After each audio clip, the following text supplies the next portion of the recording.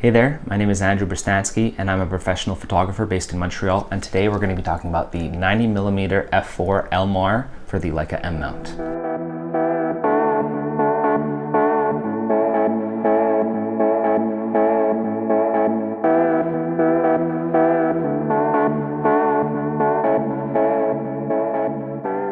Before we begin, I'd like to thank my friends at Camtac for selling me this lens, because Francis had reached out to me and told me that they had one of these for sale and that the optics were minty fresh. So I swung by and bought the lens because I've always been curious about having one of these.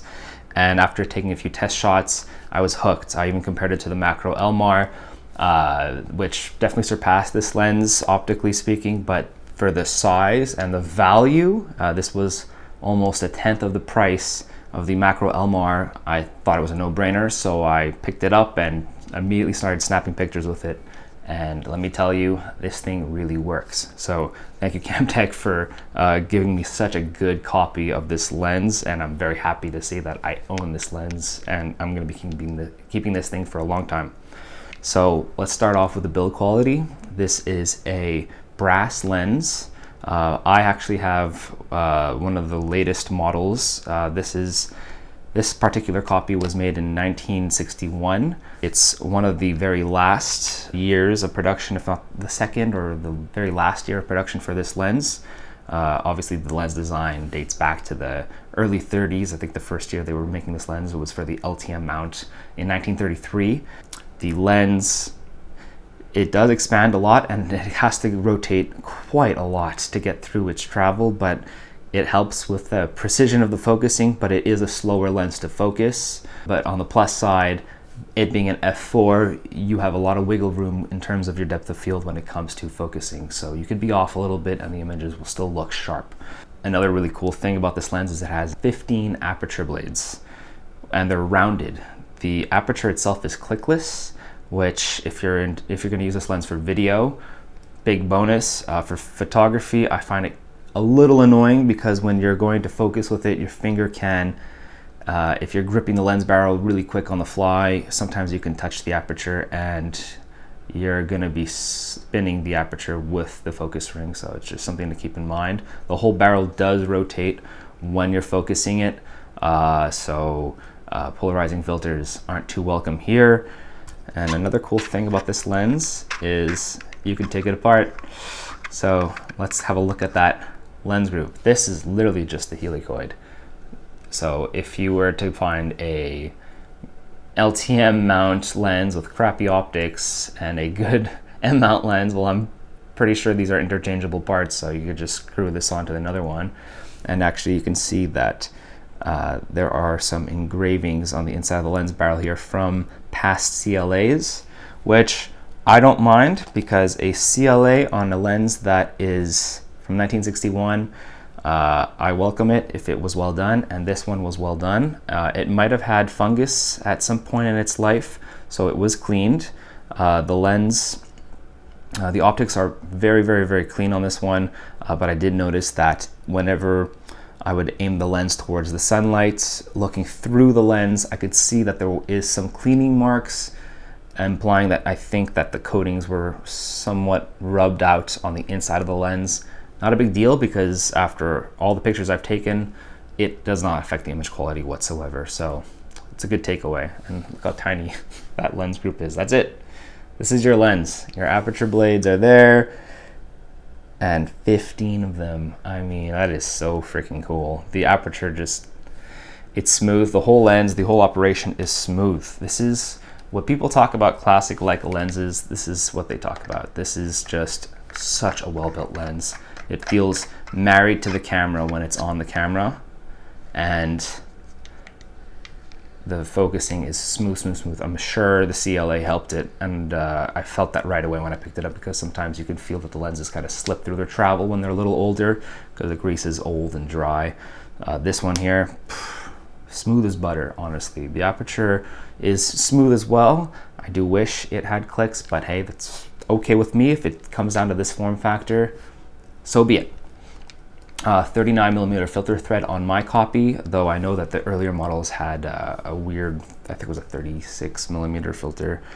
drop-in filters. So this one is threaded, so I can use it interchangeably with my 21mm color scope bar, a 50 Summicron, or any other kind of modern 39mm filter thread lenses.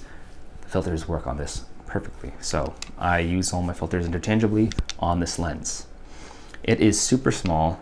It's quite long and phallic, but you can slip into your bag and it won't take up any space. It really doesn't. It's always in my bag now, and it really is a useful focal length when you need that compression and that separation. Framing with this lens is a total joy. So let's talk about the image quality. Optically, this is a very good lens. 4 elements and 3 groups, very simple lens design. The group is quite far away from the image plane, so that allows for a very flat image to be projected. Very few corrections have to be made in the lenses themselves, so optically speaking, fantastic little lens. There's not much to go wrong with it, and since this is like a glass, the lens holds up marvelously even by today's standards. So I even compared it against my trusted 85mm 1.4 ZEISS ZF, which I really love. This is one of my favorite lenses I've ever owned. I'm impressed. The 90 Elmar has lower global contrast than the 85. At f4, the 85 is sharper because it's been stopped down, and then stopping the 90mm down, the two get closer and closer and closer in terms of performance, which is really impressive because this lens here benefits from having a wider aperture, and the 85 1.4 did outperform the 90mm, but ever so slightly. And just boosting the contrast on this lens makes the lens appear much more similar to this 85mm. So as far as the rendering of the lens goes, it's a very neutral lens. The colors are very accurate, a little cooler than those coming out of the ZEISS. There's hardly any distortion. There is a bit of vignetting, mainly optical vignetting. So you actually see that the image circle might actually be just at the cusp of being a 35mm image. So what I mean by that is at f4 to about f8, you actually see mechanical vignetting at the extremities of the frames, and then stopping it down past that, it's completely gone. But there is no really any major gradual vignetting that overtakes and makes the image feel claustrophobic. It's a very flat image.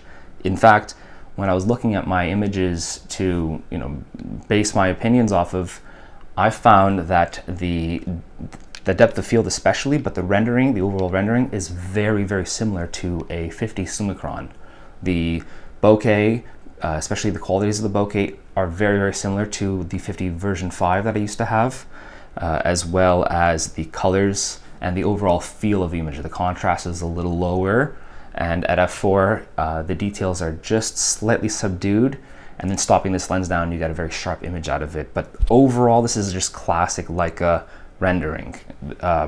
Very neutral color palette, slightly lower overall contrast, but fantastic optics, so it's a very sharp image. And if you do want to pull any resolution out of the image, all you have to do is just sharpen it up a little bit or increase the contrast just a bit, and then you've got a very modern looking lens, if you ask me. And this is impressive because we're talking about a lens that's over 60 years old. I can't believe this lens is still relevant today, and that's why I'm very impressed and very happy with this lens, especially for the price. You really can't fault this.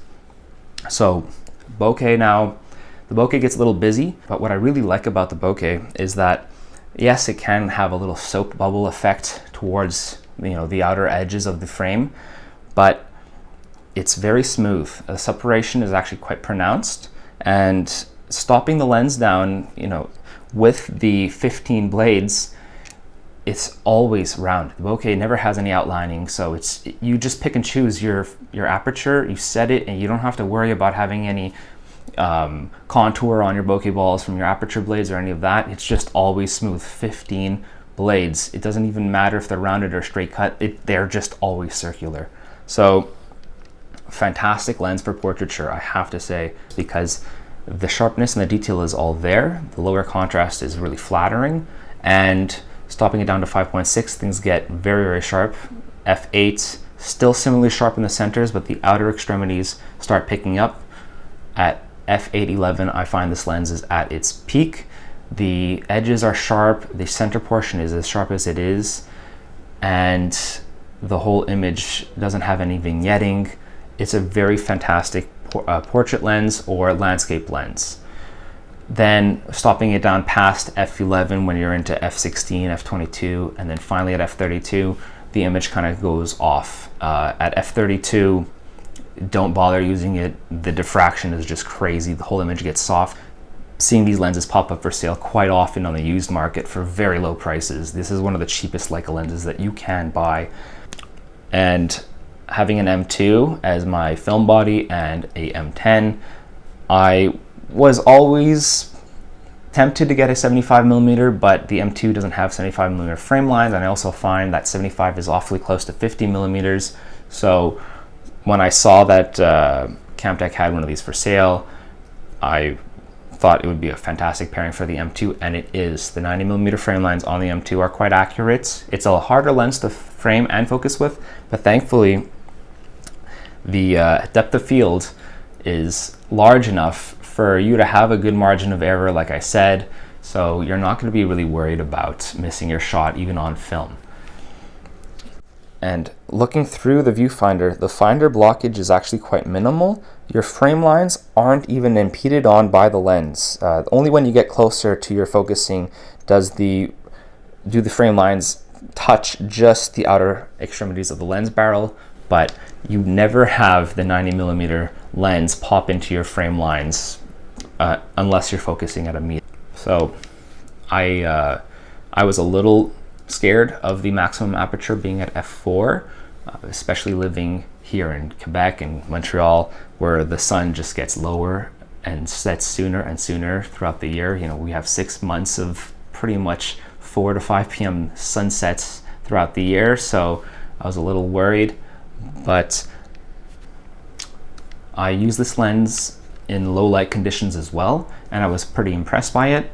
Framing with a rangefinder, you tend to seek out higher contrast surfaces and subjects anyway, so at night you kind of always look for a bit of a light on your subject to kind of help you frame and focus. So using this lens at night is actually not impossible, given the fact that it is a short telephoto lens with a rather slow aperture. I find it very, very useful even when the sun starts going down. So you just look for a light source and frame with it. However, on the M10, for example, I did notice that I had to crank the ISO up to 6400 to get things properly exposed at low light. So on a digital camera, for instance, it's very, very useful, especially if you're used to framing with your subject lit up. And you can get away with handheld shots with this lens at low light. Use some street lights to light up your subjects, or just any kind of stray ambient lights to bring things out, and you're fine. So it's pretty much a day lens, but you can kind of use it at night as well. If you're considering a 90mm, or you're hesitant on getting a 90mm lens and don't want to fork out the big bucks to get a Summicron or anything, in above $1,000, let's say, try one of these out, get a feel for the focal length, and I think you might just stop at this lens because it's that good. Get these while they're hot. They're fantastic. And thank you so much for watching. Thank you to my friends over at Camtech once again for giving me this fantastic lens. I am so thrilled with it. And don't forget to like and subscribe, and check back for some more stuff real soon. Thank you.